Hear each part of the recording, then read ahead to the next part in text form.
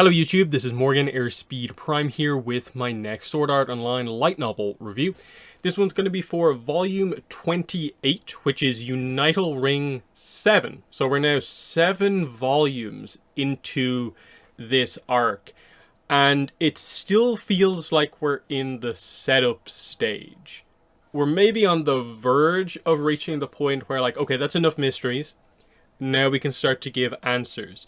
In that the kind of cliffhanger ending reveal here kind of feels like maybe the one where, like, okay, I can maybe sort of see what you're doing here, but there's still pretty large questions about the entire kind of premise of this thing. What are we doing with Unital Ring? What happens when you beat Unital Ring? What are the villains, trying to accomplish in the underworld? All these sort of questions we still don't really know. Like, it's good, it's interesting. Like the arc, like the ideas it's tackling are really nice overall. The only problem I think you kind of end up having with it is just that, like, how broad are we making this arc before we actually start to, like, give answers, establish the characters know what we're doing, the audience knows what we're doing, and we're just doing the arc. The other problem, I think, is just the release schedule is not great at this point in time, where we're like a year and a half, getting close to 2 years between releases. In that, like, I think when I reviewed Volume 27, I mentioned that Volume 28 hadn't even been announced yet. Now I'm reviewing Volume 28, Volume 29 hasn't been announced yet, and it's going to be another who knows how long until that actually happens. In the meantime, Progressive continues to not happen, and that actually is relevant here because we're tackling some Elf War questline stuff, because the Dark Elves of Liusula are about to be basically introduced, I'm guessing, and we don't have any resolution on the Kismel stuff from Progressive, and it feels like surely we can't really do what we're doing here until we do that. You've maybe got a little bit of time to work with because we can introduce those elements here, but if we go too far, you risk maybe spoiling the end of that arc in Progressive, and that's something that is kind of all down to just Kawahara and the amount of series he's doing, and the fact that he doesn't seem to be focusing particularly much on Sword Art Online kind of at the moment. So that's a bit of a kind of, like, just issue with regards to kind of that sort of thing. There's maybe a point of contention that some people might have when it comes to sort of continuity, because one of the big things this volume does is that it I suppose, fully, quote-unquote, canonizes two characters from different kind of angles and kind of different reasons. I have different kind of takes on each of them, but that might be seen as a bit of a controversial thing, and we'll get to it, of course. But overall, I want to make it clear. It still remains a really good arc. I think the book is interesting. Yes, I'm not sure this particular volume, when the arc is finished and we reflect back on it, will be the most, like, remembered volume. It's more of a role player volume where it took us from here to here, transitional stuff. But there's still some nice ideas, nice reveals that happen here, because broadly speaking, they're just dealing with interesting concepts. The underworld plot is interesting. We don't do a ton with the Unital Ring plot, but it feels like it's set up in a nice spot to where we'll pick up, I guess, in Volume 29, and then we do actually do some interesting real world stuff also. So it's one of those just kind of frustrating situations where, like, I think the reception, would be a bit better if there was a much stronger release schedule. And that's just kind of where we're at right now. So, let's go through this one. So, the way this one is formatted is kind of interesting in that, like, the first, like, 100 pages is basically the underworld section of this book, outside of, I think, one chapter that happens a little bit later on. This is an action set piece that continues on from where we left off with the last volume. And it basically is covering what the characters you see on the front cover here, where, like, Kirito is having his encounter with Ishtar as Finatio and Alice defend the central cathedral from the attack from the Western Emperor, Ogmar VI. And this just continues, like I said, for like the first half of the book. This is what we get. Now, the one big thing that happens here is that we do get the introduction of technically a new Integrity Knight. Admittedly, like it's one who's been like kind of one of the ancient ones that we just never have seen in the story before. This is Eydis Synthesis 10. That's EYDIS. So what's happening here? Let's get into this opening kind of section of the book here. So the main gist of this is that Eoline gets kidnapped by Ishtar. Now, we obviously that basically only properly happens at the end of this. The build up to this is, of course, that Kirito is having the encounter with Ishtar. And the twist to everything kind of happening here is that, okay, they can handle their normal attacks, but then they start to do this more ruthless form of attacking, which is that they start to suicide ram the dragon craft into targets. And all of a sudden it goes from, oh, we can handle the missiles that they're kind of sending our way, but actually we are so surprised and taken aback by the fact that they're just going to ram these giant spacecraft basically at us. We're so taken aback we can't kind of deal with these kind of immediately. So you get the idea that like Alice and Finatio with their abilities are actually quite good defensive abilities to shoot down things, but then all of a sudden a giant ship heading their way that they weren't expecting, they don't really have the firepower to kind of deal with that. Kirito's in a little bit of a better position because he has such amazing incarnation abilities. He can basically hold one up by himself. He can stop a ship from crashing. In his case, he is mostly held up, distracted by the fact that he doesn't want to just instantly deal with this and destroy the ship, killing the people. He really wants to save the people inside, while also stopping it. And this is what takes up a lot of his time.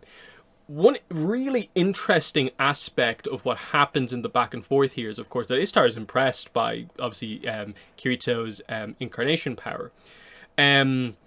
But one of the big things that kind of happens here is that Ishtar is basically like, oh, I can see that you're not actually like Star King Kirito. Because Star King Kirito would not have been surprised by these tactics, the kind of suicide ramming of the ships, the willingness to sacrifice your men to kind of like win the fight, whereas you are. And this is obviously the idea of these are kind of Kirito's forgotten memories of his entire time as the Star King, and the ruthlessness that that his enemies would actually kind of perform. As in, if he kind of, I guess, remembered the rebellion of the Four Emperors, from the kind of history of the world, he would know exactly that this was something that they could have done, but he clearly doesn't. One of the other very interesting dynamics that kind of happens at this point is that Ishtar actually is aware of the fact that they are a underworld kind of artificial kind of construct. I'm sure you know how it works, Kirito, that as an underworlder, as an artificial fluctlight, I don't have any choice but to obey. And Kirito is really stunned, taken aback by this, because that means, like, Ishtar had to have been basically told that this was the case pretty much by a real worlder, kind of more or less. So what is the details kind of surrounding that, which kind of links into the reveal from the very end of the book, which maybe interlinks to a lot of reveals across the entire series so far, but we will get to that. But yeah, most of the focus of this kind of early section of the book is actually more on the kind of Alice and kind of Finatio. It's technically a reunion because Finatio's just been kind of reawakened from her kind of deep freeze. But they're, of course, handling things well until the kind of suicide attack runs kind of start to come in. The central cathedral takes some damage, but of course it has pretty good kind of auto repair functions. But they're still struggling with the multiple craft kind of coming in.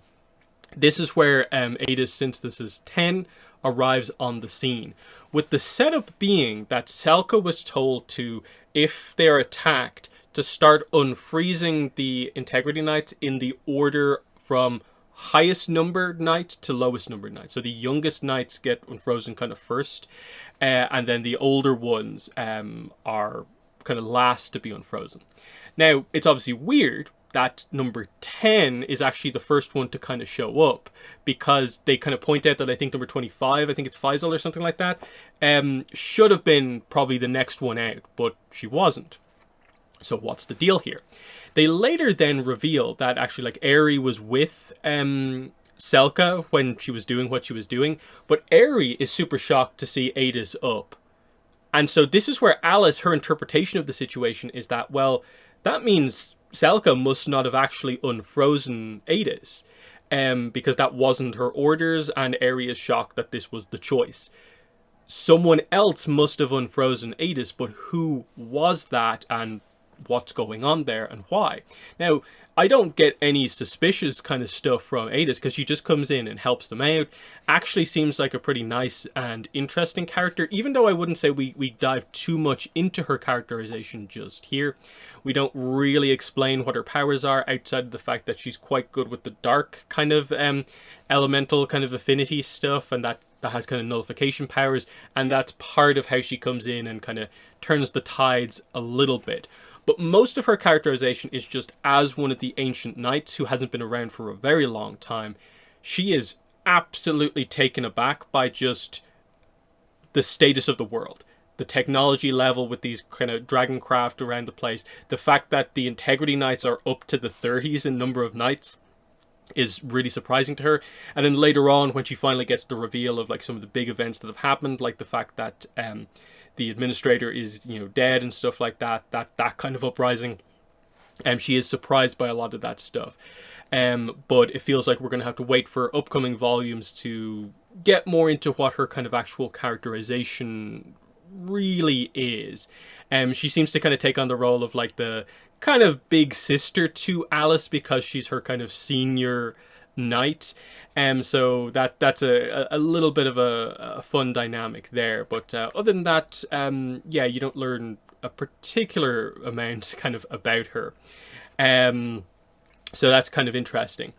But yeah, the details of what happens here is that they decide then, okay, with the other kind of craft coming in, what we should do is we should use up all the spatial resources, because this way we can force them to kind of basically crash land, because the Dragoncraft run off kind of heat element kind of magic, and if they can't draw from the spatial resources, they just drop out of the sky. So they start going crazy with the darkness kind of generation, so they don't kind of alert everyone to the fact that that's what they're doing. So they're going crazy generating all the darkness stuff. It gradually drains more and more of the spatial resources. The craft begin to drop out of the sky, but they are taken a little bit back by the fact that one's crashing kind of like directly overhead. This is, I think, where Kirito kind of comes over, kind of having kind of dealt with kind of some of this stuff. He's able to kind of turn the tides a little bit. This, of course, brings everyone together. This is when Aerie comes back and is like, okay, you know, we have to do something big here, because the Emperor's coming in on his giant flagship, and we have to get out of the way, because he's launching his big attack. We're going to be fried, basically, if we get hit by this. And this is this pretty big surprise shock at the start of the book, where Aerie opens this kind of crazy administration window and is basically like, Kirito, I need you to approve this, I need one of the Integrity Knights to approve this, and I need Asuna to approve this. This is not going to work unless all three of you give your approvals, but Asuna isn't here right now. Now, admittedly, like the chapter or two before this, we got the setup in the real world that Asuna is on her way here. She has to kind of tell her dad to bring her to the Roppongi office so she can log into a soul translator. So she arrives like absolute last minute, like Kirito gives his approval, there's a bunch of knights there, they give their approval, and then he's just like, oh wait, something's happening, and Asuna literally falls out of the sky having just logged in, and he immediately has her kind of give her approval, and it activates. And what it activates is that it turns the central cathedral into effectively a giant dragoncraft, a giant spacecraft. It takes off. This is how they avoid the big attack from Ogmar VI, again, the Western Emperor's big attack. And they head off into space. Like, this thing goes all the way up into space. And they actually dock it with a space station up above.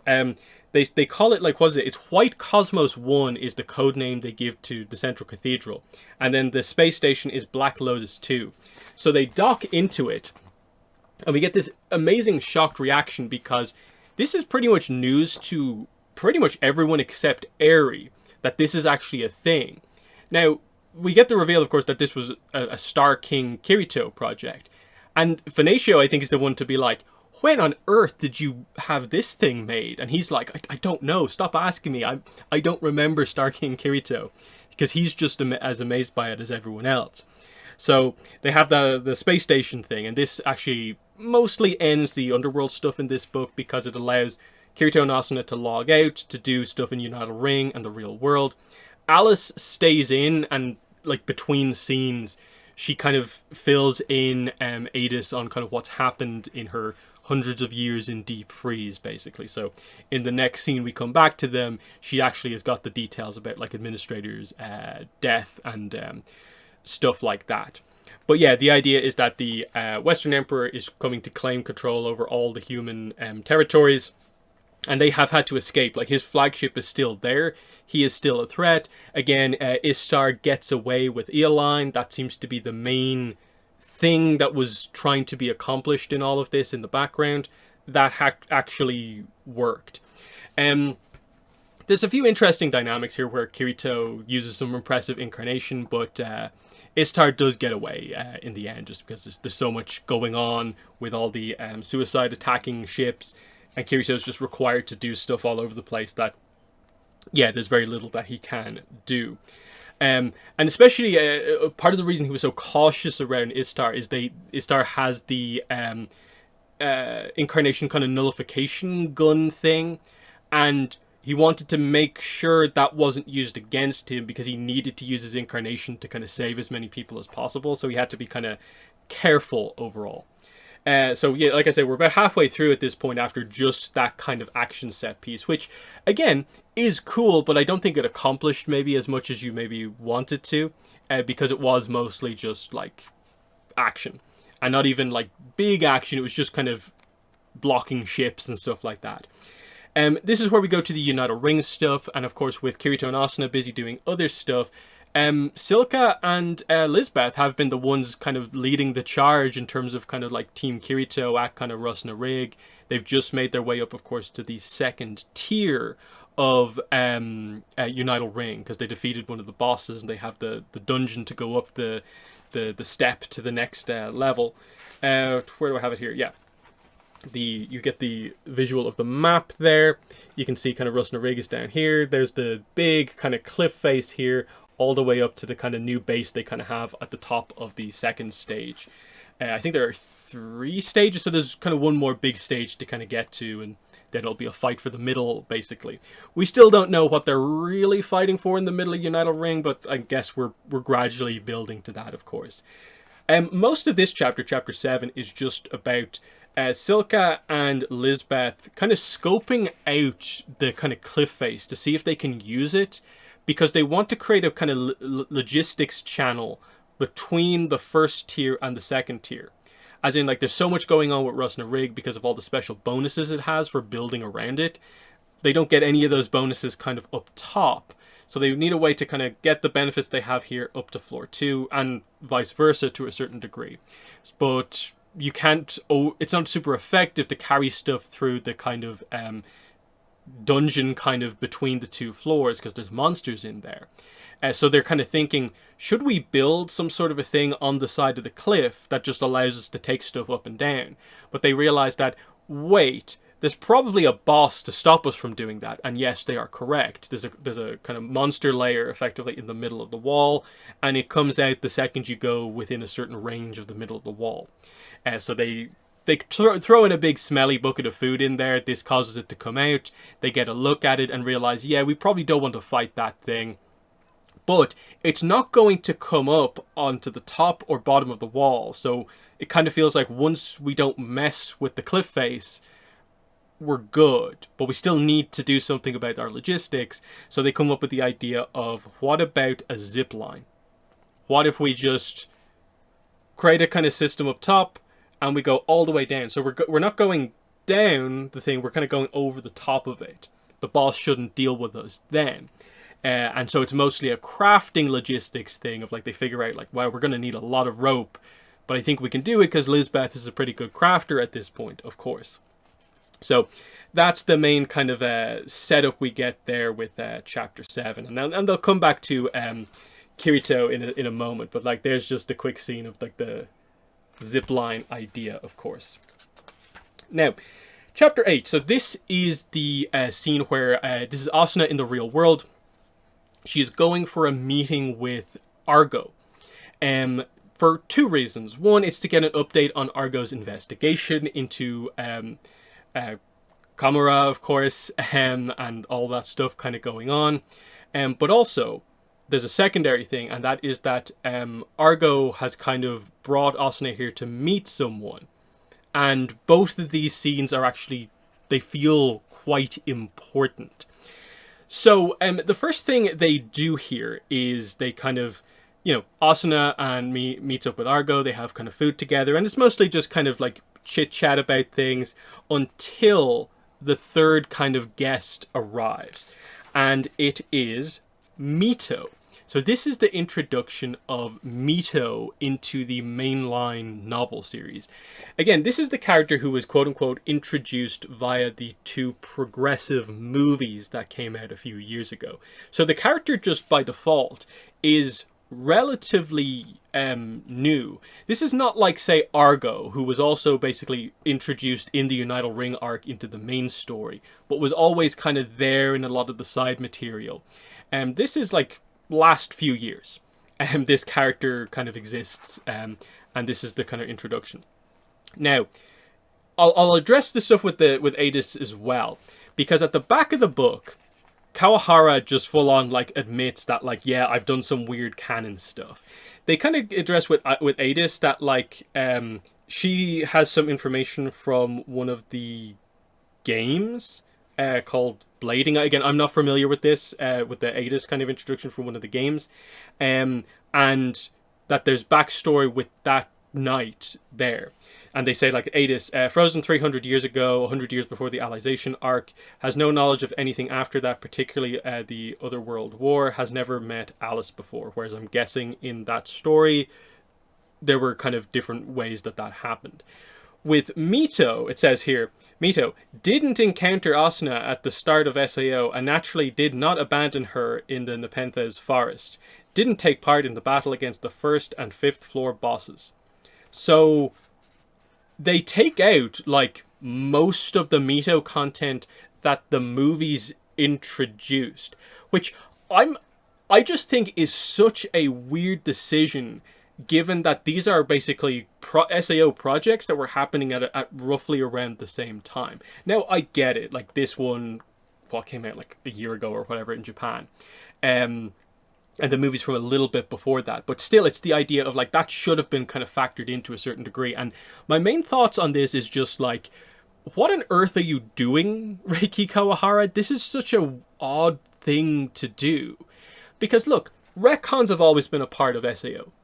Because the original Aincrad arc was written in a kind of fractured way, because it was like a kind of competition thing that had a word count kind of limit, and that's why the Aincrad arc is told via, 2 volumes at the start, and then a bunch of extra volumes that add content in.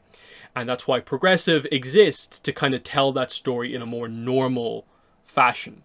And obviously there's retcons kind of built into that, because it's telling the story in greater detail than the broad scope kind of overview kind of thing that we got previously. And that's fine. But then you actually do anime movies of Progressive, and you change things again by adding in some stuff, taking out some stuff as well. And it's like, oh, this must be because Mito is actually a really important character to fit in. That's okay, I guess. But then when you come to reintroduce her into the novel, you decide that actually most of the content with this character that we did in the movie is not the way I actually want to go with it. And it just makes me go, why? You did this by overcomplicating this, like, across the board, across all these different things. And you're taking, I think, the lazy way out by basically being like, oh, but you see, the Mito in that movie is a different Mito from the one in this book. And I'm like, really, we're doing kind of weird split continuity instead of just trying to like adapt things so that they kind of work together.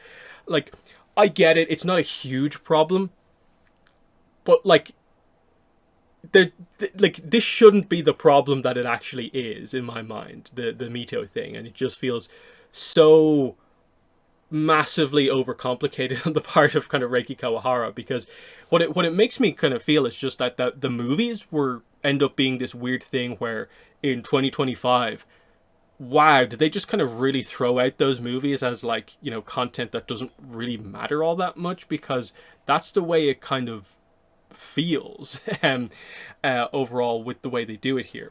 Now, the way they go about doing this here is that Mito and like her history with Asuna prior to SAO is effectively the same.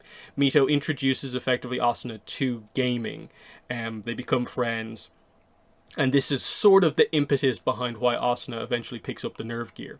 Now, in their kind of conversation here, having met again for the first time in a long time, they do kind of apologize to each other to a certain degree. Mito's like, I'm the reason you got trapped in the game because I got you into gaming.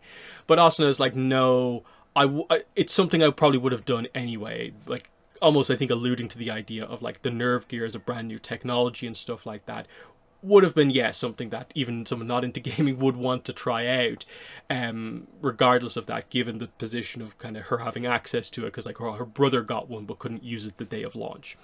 And I think that's fine. It's a nice like way to actually go about doing it. But of course, what they actually do when it comes to Mito in the game is that Mito is an SAO survivor. She plays the game. It's just that, like he says at the back of the book, her early history in SAO basically doesn't come across Asuna. So she's not part of like any of the fights or anything like that. Her big betrayal moment doesn't happen. So there's no real drama between the two after everything.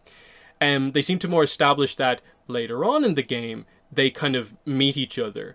But Mito is now Ashley, the kind of ultimate kind of designer, gear maker within the game. And she is the one who designed Kirito and Asuna's endgame gear for when the game comes to an end, of course. So that's the kind of dynamic there. She even actually sends a picture of her and Mito to Kirito, and Kirito's just like, hey, say hi to Ashley for me. And it's just that kind of basic idea.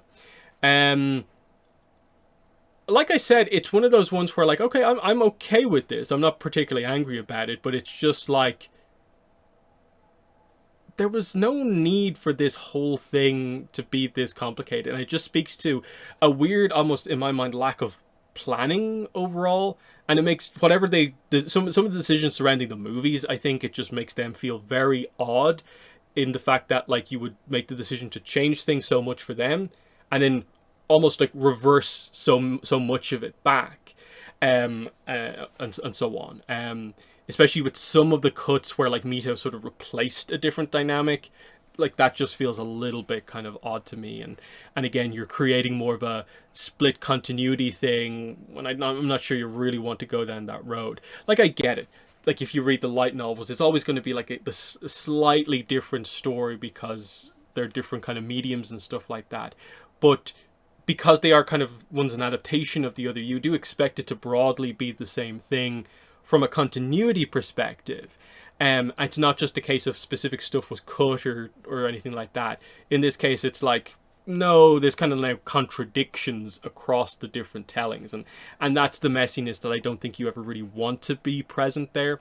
And I just would love to know a deeper idea of why. Like, I like his afterward comments, but I would also like to know the real unfiltered kind of thoughts about this. That sort of idea. But anyway, so that's the reunion there. For the most part, otherwise, it's just that like Mito is there while Asuna and Argo have this conversation. So when we switch it back over to that stuff after the reunion, we get into what Argo has been investigating. So like I said, the investigation was into Kimura. And again, Shikimi Kimura is connected to the family that made the Ogma, which is the ordinal scale kind of augmented reality device. Specifically, Kikuoka has tasked Argo with investigating Kimura because they're doing some weird things with certain games in the seed. Let me get the details of this correctly. Yeah. Investigate a certain VR MMO. It had been released by a company belonging to Kimura, the developers of the Ogma, but based on the number of concurrent users, they were clearly losing money. But rather than trying to refurbish it or shut it down, they quietly continued to operate the game at a loss. It was a strange situation, but it wasn't completely unheard of in MMOs. And it was a mystery why Kikuoka would go to the trouble of hiring a researcher to get to the bottom of it. And so this is where Argo is like, what I've been doing is I've been investigating this particular SAO survivor, which is obviously kind of potentially related to all of this. Like it's weird because they don't fully like connect the dots exactly with kind of what's going on here. But interestingly, we get into Laughing Coffin stuff. So a kind of mystery SAO survivor that basically we've never really heard about before. She gets the player data. Now, she doesn't know the player's name in game. She knows a nickname that I guess she heard from someone else that character was referred to as. She knows location data about where a specific character was at a specific point in time and other characters they were around. So we get the idea that this character clearly on multiple occasions had talked to Laughing Coffin members. Their nickname is Menthol, which is kind of interesting. But the conclusion that Argo kind of comes to, it's a little bit of a theory, is that this maybe explains one of the kind of interesting, maybe mystery elements with the Laughing Coffin, which is they were the player killer group, of course. Their kind of main brain trust was Pooh, P-O-H, Zaza, and Johnny Black. But how did they come up with such kind of technical player killing methods? Argo brings it up. The dual PKs, the sleep PKs, the hallway PKs, everything that involved clever manipulation of the game systems. And she comes to the conclusion that, like, okay, the others were kind of skilled players to a certain degree. They were able to lead the Laughing Coffin in different ways. But I don't think the ideas came from them. They must have come from someone else, and it must have been this mystery character here, Menthol, who gave them these more technical ways to kind of work around the system to facilitate ways to kill players when otherwise it's not really maybe meant to be the case. So that kind of speaks to the idea where like the almost takeaway you would have from this would then be that would imply Menthol has some sort of a technical background where Menthol would know the details of like the coding of SAO, so that if you do a specific thing in game, you can work around this restriction by doing this, that whole type of thing. The sort of information that the likes of, Zaza, Johnny Black and so on wouldn't know about, but someone with kind of almost like insider tech information would know about. So it's again creating a bit of a mystery character in a different element of the story. And this is the thing where like in every element of the story there is a character, and this seems to be the book where they begin to bring a lot of that stuff together, where I think they are clearly leading you down the path of, is Menthol meant to be like Shikimi Kimura, and is that character meant to be Mutasina?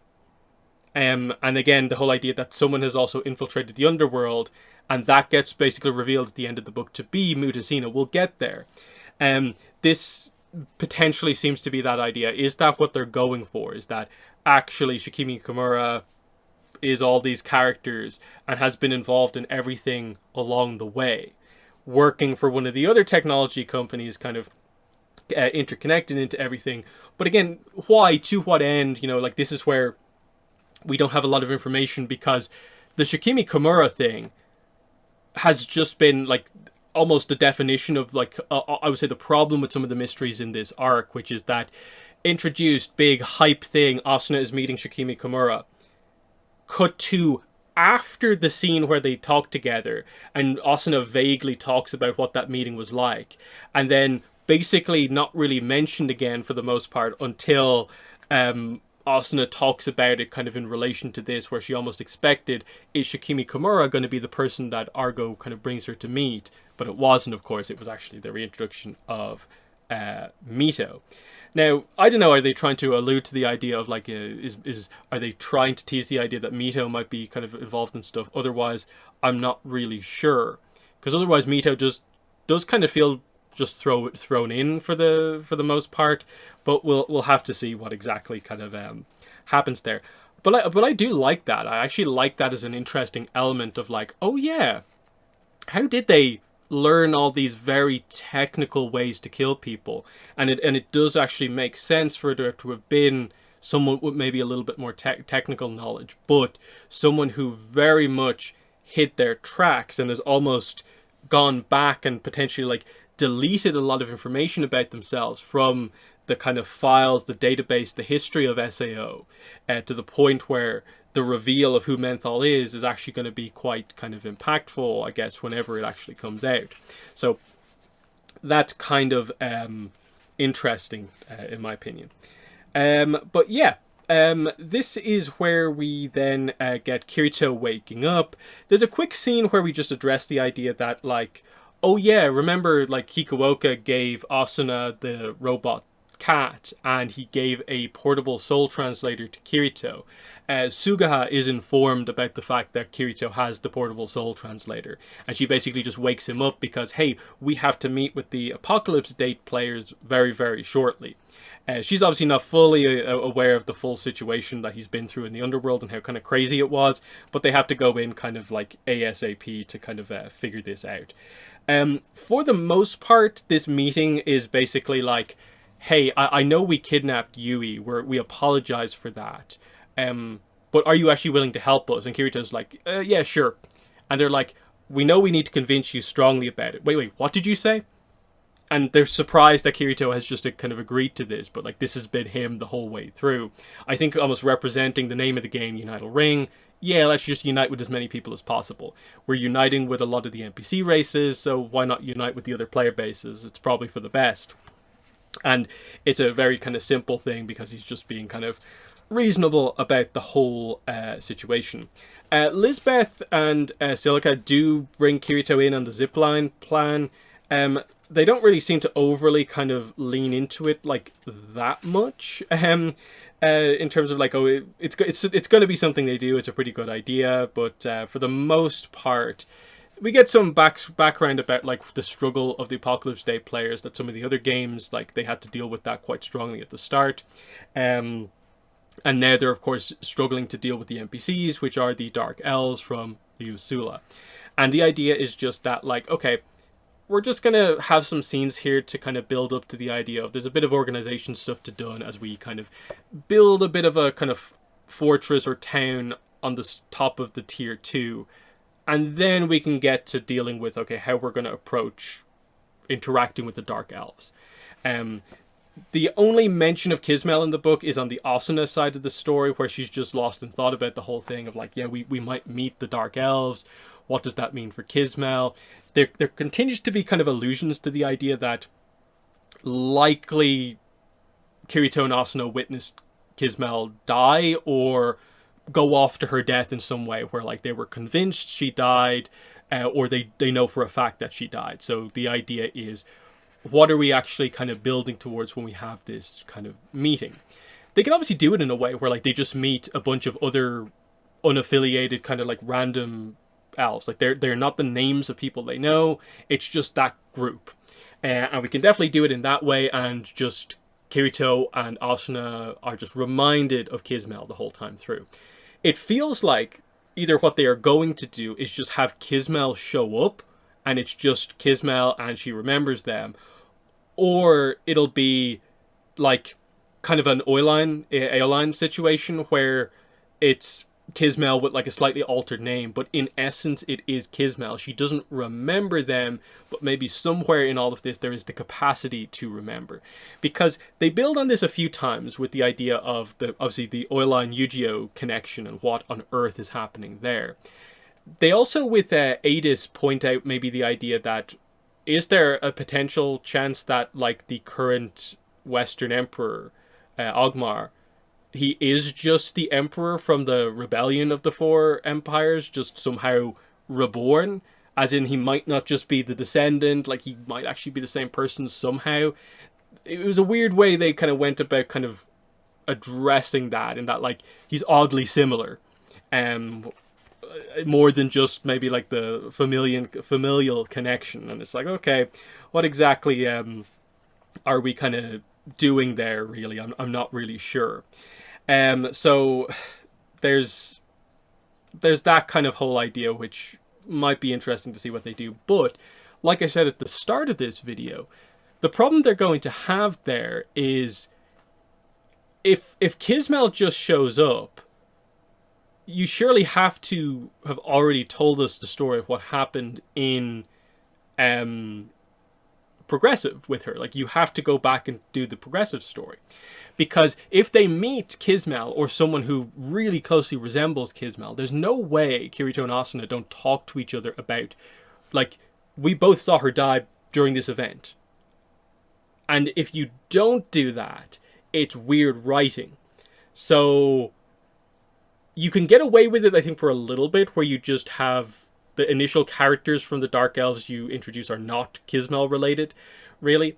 And you just make kind of slow connections of like, we're building up to the idea that there's some similarities, but it's not like identical. And until there's some obvious Kismel connection, there's no reason to reveal kind of that kind of point. But you also can't progress that arc too far in that regard until you tell that story. And I'm assuming there's at least probably 2, 3, maybe 4 volumes of Progressive that we need to do to get to that point. Because I think we're close in Progressive to the stated point where the Elf War questline should end. It's just, you know, when is that actually going to come about? It's a bit rough. And obviously the whole idea of one of the NPCs is the Dark Elves is that it's meant to make you think of Kismel the whole time through. So there's no way you can't not mention it. So it's a bit of an awkward situation. Then we do get caught up in chapter 10 with the idea that Alice and Adis are on the space station, of course. Adis has now been caught up with the idea that, here's a lot of the history that you've kind of missed, that whole sort of idea. This is where she takes on the kind of older sister kind of persona type thing. There is a little bit of a discussion about Administrator where, Adis talks about the idea of, I had a feeling such a time might come eventually, like the death of the Administrator. She was too great, had too much strength, and because of that she was unable to trust in anyone but herself in the truest sense. So if a peril were to arise that Her Excellency was unable to handle on her own, ... did she trust people enough? That this was almost a reality of the kind of situation there. So an interesting one. Alice just thinks to herself in the middle of all of this that, I think some of your positive statements about Administrator are due to the fact that you still have your piety module installed, and they are holding back your memories about one of the most important people in your life. And maybe things might change for you if you do get that kind of fixed. And so the idea is that, we don't actually know what Adis's backstory is, because obviously there's going to be a bit of a backstory surrounding what are the blocked memories, but then also another part of the story of why were you deemed as you need to be put in deep freeze during Administrator's kind of era, as in there Administrator viewed there as being something not stable fully about you. Interesting. Chapter 11, the second last chapter, basically is back in Unital Ring as well. This one effectively comes down to the fact that there's issues surrounding Rosna Rig because there's only so much space in the field of the effect of Rosna Rig, the protection it has, and everyone wants to have their structure within that kind of force field effectively. But there's no space left. So they're running this competition. Whoever wins the competition, it's a fighting competition, duels, gets to challenge Kirito for like ownership of Rosna Rig. Now, Kirito was not informed about this the whole time through. So he turns up just as the final match kind of comes to an end. And it's like, okay, this guy is going to face Kirito. Oh, you're here. I guess you should just go ahead with it. And it's crazy when they hear about this, but Asuna's just kind of like, you know, I trust you to win this fight. Otherwise, I'll be annoyed. And so, yeah, Kirito has to get quite serious with this fight because he's just been thrust into this situation where, like, I don't think there's any arguing here. I'm just going to have to fight. It's a really quick fight. Kirito does win. I think it's a fun one to just get across his like skill level compared to your kind of average duelist kind of among the player base. Effectively, they rush in, clash. Kirito engineers the clash in such a way where they both are sent kind of flying backwards. He immediately charges his skill from an unusual position because of his knowledge of the game. He knows he just needs to have his arm and sword in a specific position relative to his body, and the sword skill will begin to activate and charge. So the second he gains proper footing, he'll just be able to let off the special attack that he's going to do. The other guy is waiting to regain his feet to even charge the attack. And so the second Kirito is stabilized, he's just boom, in, hit, wins the fight. Actually does, I think, I think Kirito's almost expecting to do maybe like 20-30% damage. He does like over 50. And so he's a bit like surprised when like he nearly like takes him out there. But it seems to mostly be a almost kind of publicity thing of like they kind of knew this was probably going to happen, but Kirito needed to prove himself. But then Kirito realizes like, I still have to solve the core issue of that people are annoyed about no space with Rosna Rig. So he kind of gives a big impassioned speech about the fact that, well, we just unlocked floor 2. We can create another Rosna Rig style situation up there, and it will probably be even better because it's on the second tier. How about we all go there and like everyone can build stuff there if they need to? And so Kirito helps to, you know, get the hype more around the progress rather than just sticking here next to Rosna Rig. So fun kind of little dynamic there, which I thought was nice enough kind of overall. But yeah, then it's just about like, yeah, we have to deal with the fact that there's some kind of meetings coming up. We're going to have to work with the other player base. I guess we're going to meet the Dark Elves next time out, build a zip line, and see where we go from there. There's a little bit of a contrast in terms of like how serious the story is in Unital Ring versus Underworld, but you know we'll get there eventually. Last chapter, chapter 12. Finally, we get to a little bit of reveals about Aoline. Kawahara promised this, I think, in the afterword for volume 26.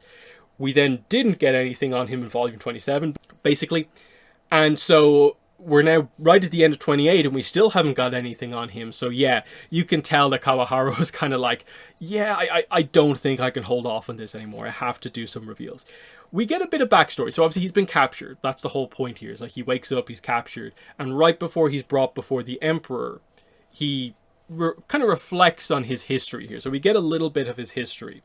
We know from, I think, the previous volumes that he was adopted. So he's in the Herlens family, but he's an adopted member of the Herlens family. He doesn't know who his actual parents are, and that's a bit of a mystery kind of overall. We actually get the backstory of like how he found out he was adopted into the family, because I guess early on he just thought he was a part of the family. This is where his the son of the family, Orvas, got annoyed at Aoline one day, and actually in his anger told him that he was adopted. Now, interestingly, what we get here is that's a shock reaction to Aoline, but this meant that he broke the rules of a higher authority, his parents, and this activates the third eye seal. So his brother gets like he's in a hospital bed for like the next while, dealing with like a terrible fever because he kind of broke one of the rules effectively of the world. The parents come clean, reveal that this was actually the case. He is an adopted member of the family, but they still view him as being, you know, a proper member of the family. It doesn't change anything. That kind of whole idea there. We do get into like some of the history of the Herlens family here, which again is the Bercoli family. Like, they acknowledge that, like, Bercoli is the Integrity Knight kind of house founder type thing. His Bercoli's heir, of course, so Finatio, and Bercoli's son Berche was also a hero of the Black Emperor War, and so this family has an amazing history of these amazing warriors. And it turned out the member of the family with the best kind of sense of like embodying that was actually the oldest daughter, Fairfice, Feu or Phice. Don't know what the correct pronunciation is there. So she is the vice commander of the Obsidian Army, and they go into the detail about this. This is effectively the kind of like allied dark territory army that's kind of friendly with the human world. This is from the lineage of course, Iskan and Sheta Synthesis 12. They kind of changed it to be the Obsidian Army, and the idea is that the commander of the Obsidian Army always comes from the Dark Territory, and the vice commander of the Dark Territory always comes from the kind of human realm to, I suppose, represent that relationship between those two.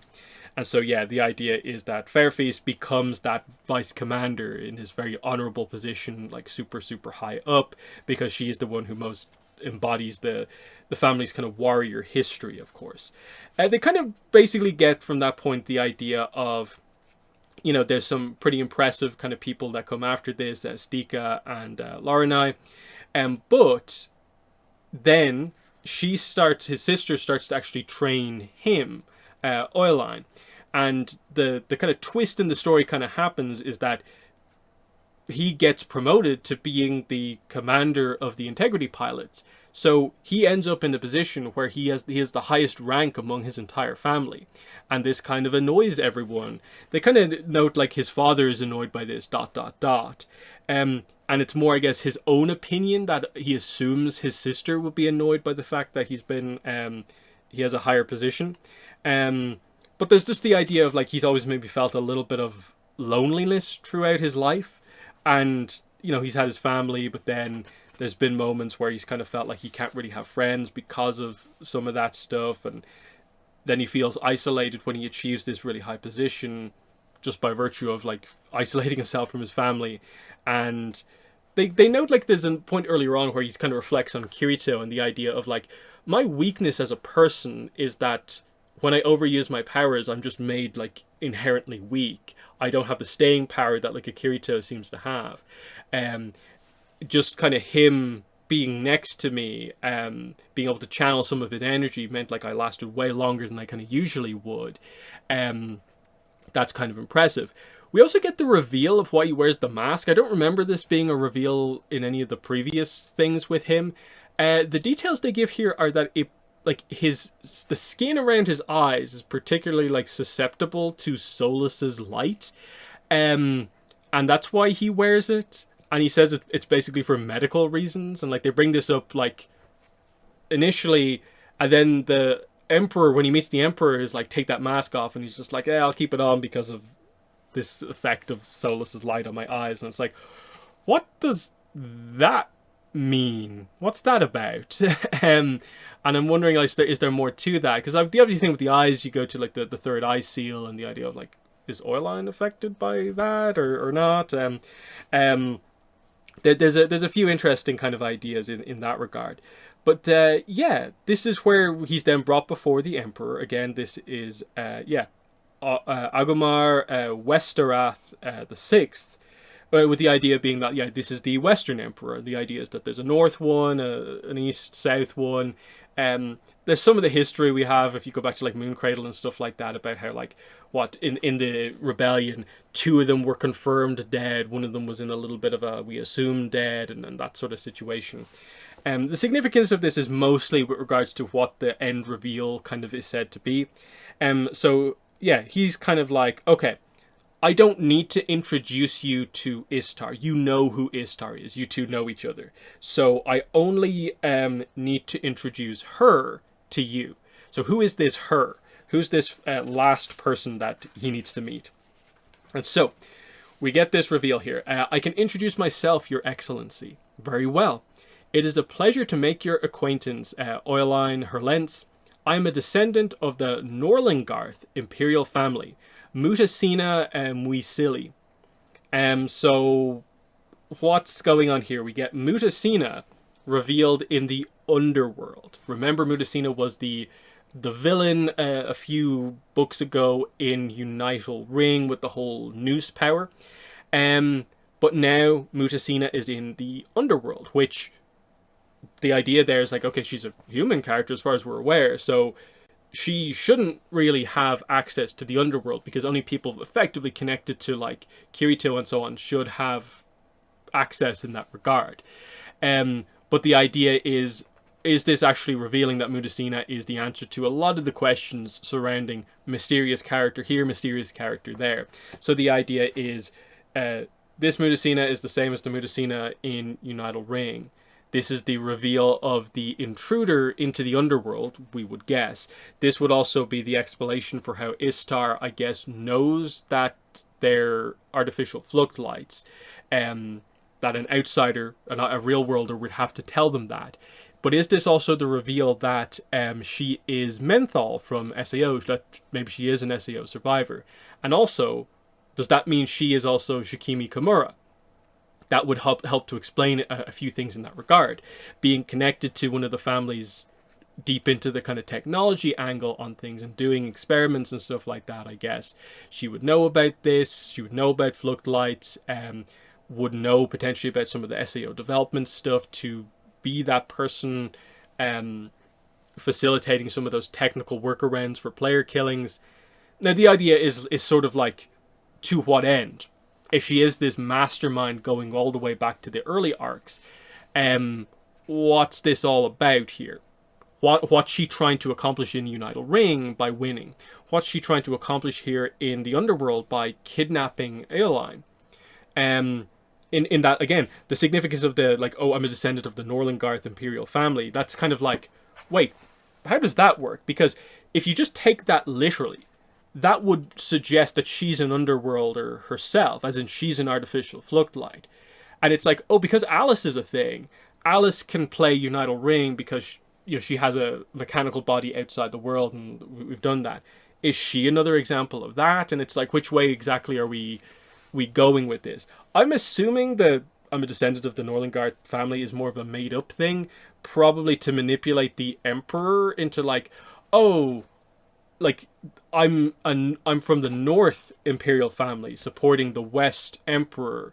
He probably likes that he has power over one of the other emperors, like descendants, but she's like the advisor in the background or something like that, manipulating things to whatever she needs to do. Again, there's massive questions that kind of come out of this. As big of a reveal as this kind of is, it's still like, okay, even if she turns out to be the answer to all these questions, she is Shikimi Kimura, was the same person from Unital Ring a few volumes ago, is Menthol. There's almost so I don't know anything about Shikimi Kimura for the most part, or what we're really doing here. Like, why does she need Aeoline here? Why is the significance that, like, he meets her? Unless she knows about the significance of, like, Yu-Gi-Oh! Or, probably maybe the bigger thing is, if there is some sort of a weird thing about, like, rebirth, reincarnation in the underworld, maybe that's what's being investigated here, is the idea of what, like, why are you basically identical to Yu-Gi-Oh! Because again, the I forget the exact detail here. What was it called? The special beast from like one of the earlier volumes, like referred to Aeoline as the, what was it, like the Blue Rose Swordsman, like Yu-Gi-Oh's kind of name, and it was just like, wait, what? So this ancient beast calls you by that name. What are we doing here? There's a lot of questions that I have coming out of this one here. It's thought-provoking, but I'm also kind of like, I don't know how much speculation I can really do, because I don't feel we have the tools to really get anywhere until they actually say anything about what we're actually doing. Because her whole point was like that she didn't trust people enough to work together, so she forced them through her kind of noose ability to work with her. So it's that kind of contrast of like she's the opposite to Kirito. And if they are going to go as far as to like she's always been the opposite to Kirito, he's always been the hero, she's always been the doing things the villainous way, and they've actually all been in the same games together effectively, and it's only now kind of coming to the forefront. What are we doing here is an interesting point. They also make a little bit of a comparison between Mutasina and Istar. Just the idea that the what is it, like the an inhuman beauty to it, just like Istar's. So is that a point of comparison? I'm not really sure, because again, there is a little bit of like, who is Istar? Is it just a person Oilein knows from his own past, or is there something more there? We don't really know, because again, we're delving into the idea of like the underworld has this giant section of history, the Star King history, all this sort of stuff. They're constantly referencing effectively like Moon Cradle and post Moon Cradle stuff, and that's just interesting by itself. But I'm going to wrap up the video there, with the idea that, again, intriguing volume, quite a few things to actually talk about when you really just break it down in terms of reveals. Admittedly, some of them are maybe like continuity points about like, if you like the video games quite a lot, you might be questioning some of the stuff about Adis. I personally hadn't experienced her story previously, so she was a completely brand new addition to me, so I don't have much to say there. The Mito stuff, just because like the content that she comes from are the 2 movies that came out. I'm a little bit like, really? That's the way we're going to do this? Just be that weird about continuity. I still don't really get that. But yeah, the big thing I want is I would like some more foundational reveals, just to be like, hey, this is what we're doing. This is what Unital Ring is and it's trying to do. This is the connection between the 2 things. Because especially now that we have basically a villain that actually connects the 2 games together. It's not just our heroes can jump in and out of both of them. Actually, the villain is in both parts of this as well. What's trying to be accomplished in the underworld that links into Unital Ring, or vice versa? Are we trying to draw the underworld into Unital Ring? Is that maybe what happens at the end? And then what's the significance of that? Is it all back to like AI that we want to basically make more Alice's? And this is how we maybe go about doing that? I don't really know. But in the comments, let me know what your thoughts were on this one. But that has been the video. Thanks for watching, and bye.